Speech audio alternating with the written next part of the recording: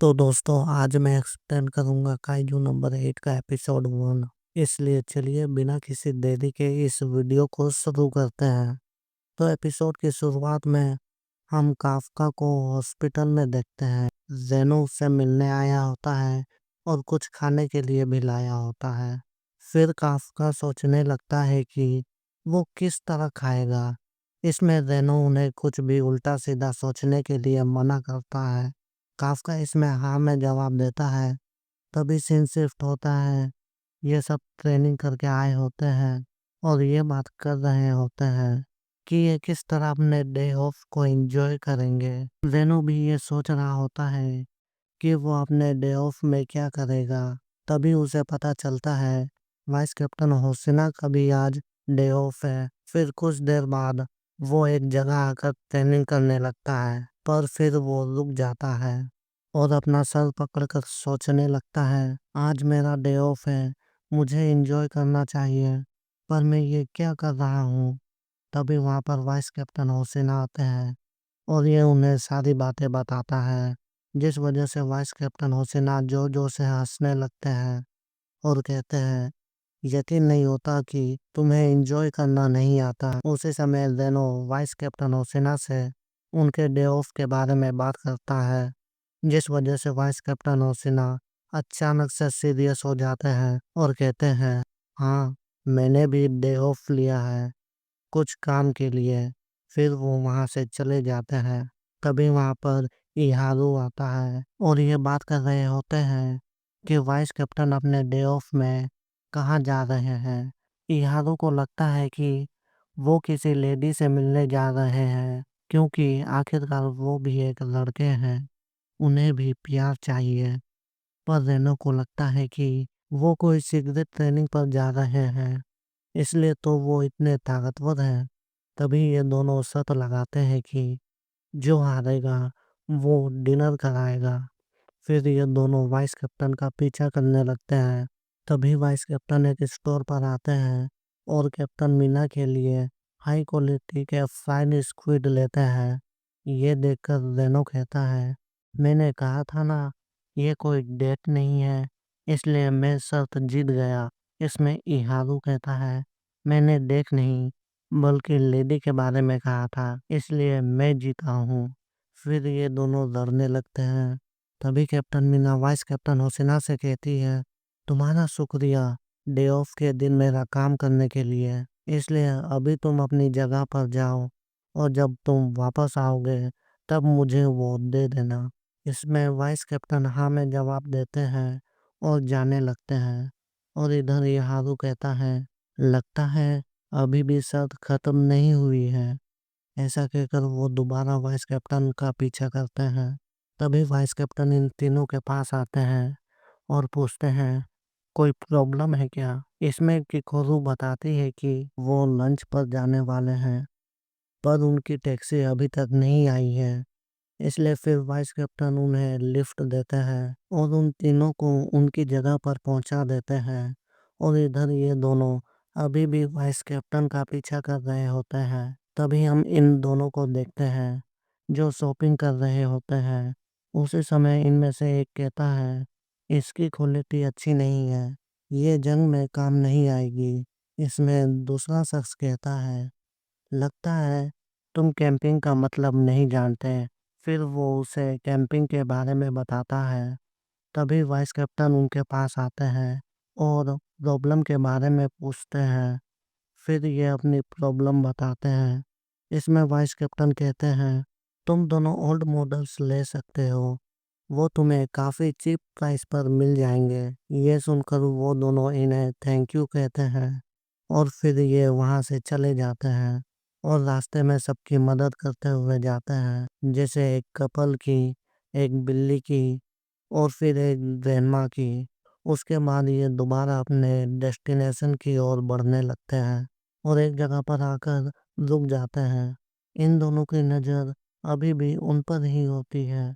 तभी वहाँ पर मीना से, किकोरू और इग्रासिया आ जाते हैं। उसी समय मीना से कहती है तुम दोनों यहाँ क्या कर रहे हो? हम तो यहाँ लंच के लिए आए थे। क्या तुम दोनों कोई रेस्टोरेंट में जा रहे हो? उन दोनों को समझ नहीं आता कि वो क्या कहे, इसलिए वो दोनों सब कुछ सच-सच बता देते हैं। ये सुनकर तीनों हैरान हो जाती है। उसी समय किकोरू कहती है, यकीन नहीं होता, तुम दोनों दिन भर वाइस कैप्टन का पीछा कर रहे थे। तुम दोनों को किसी की प्राइवेट लाइफ में इंटरफेयर नहीं करना चाहिए। लड़के सच में बेवकूफ होते हैं। वैसे काफ्का कहाँ है? आज तो उसका भी डे ऑफ है ना? इसमें इहारू कहता है, तुम्हें तो काफ्का के शेड्यूल के बारे में बड़ा पता है। क्या तुम उनसे मिलने जा रही हो? इसमें किकोरू थोड़ा शर्मा जाती है और कहती है, ऐसा बिल्कुल नहीं है। मुझे बस अपने डिवीजन मेंबर की फिक्र है। तभी वहाँ ये दोनों भी आ जाते हैं। फिर ये सब इन दोनों को भी सारी बात बता देते हैं।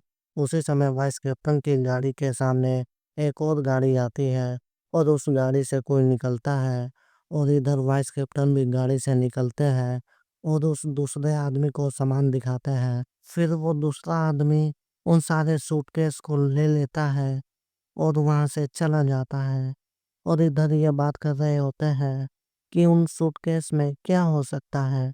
तभी ये कहता है, ऐसे सूटकेस में अक्सर हथियार होते हैं। लगता है डिवीजन के पास फंड्स की कमी है नए हथियार बनाने के लिए, इसलिए शायद वो कुछ हथियार को ब्लैक मार्केट में बेच रहे हैं ताकि काइजूस को मारने के लिए नए हथियार बने। ये सुनकर इहारू कुछ ज़्यादा ही इमोशनल हो जाता है और कहता है, वाइस कैप्टन ने बस हम सबके लिए सिर्फ अपने हाथ को गंदा किया। मैं उन्हें ये सब अकेले करने के लिए कभी माफ नहीं करूँगा। तभी वो देखते हैं वाइस कैप्टन कहीं जा चुके हैं, इसलिए फिर ये सब मिलके वाइस कैप्टन को हर जगह ढूँढने लगते हैं। लेकिन बहुत ढूँढने के बाद भी इन्हें वो नहीं मिलते। उसी समय किकोरू कहती है, हमें इतनी जल्दी हार नहीं माननी चाहिए। ये कह ही रही होती है कि तभी ये वाइस कैप्टन को देख लेते हैं। फिर वाइस कैप्टन इनके पास आते हैं और कहते हैं, ये शर्म की बात है कि तुम सबने हैंड ओवर देख लिया। इसमें इहारू इमोशनल होकर कहता है, आपने ऐसा क्यों किया? आपको ये सब अकेले करने की जरूरत नहीं थी। ये सुनकर वाइस कैप्टन कहते हैं, अब कुछ नहीं हो सकता। तुम सबने मुझे देख लिया है, इसलिए अब तुम सब भी इसमें शामिल हो चुके हो। तभी एक बच्चा अचानक से वाइस कैप्टन को पकड़ लेता है और फिर वहाँ पर और भी बच्चे आ जाते हैं। उसके बाद इन्हें पता चलता है कि उन सूटकेस में बच्चों के लिए खिलौने थे।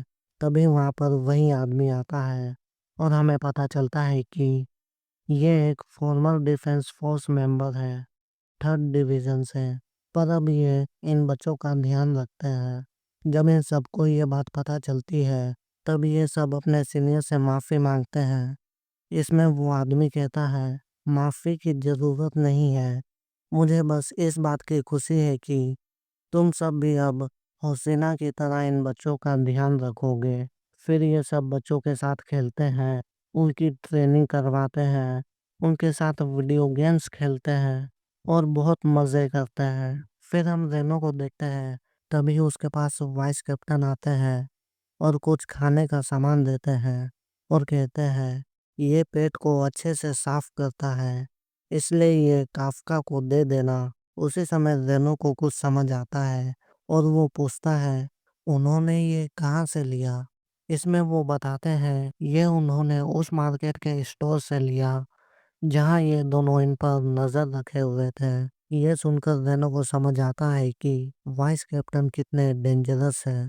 तभी अचानक से इमरजेंसी काइजू अलर्ट होता है और इस काइजू का फोर्टिट्यूड 3.8 होता है, इसलिए बच्चों को एक सेफ जगह ले जाते हैं और इधर ये वाइस कैप्टन से कहते हैं, हम भी मदद करना चाहते हैं।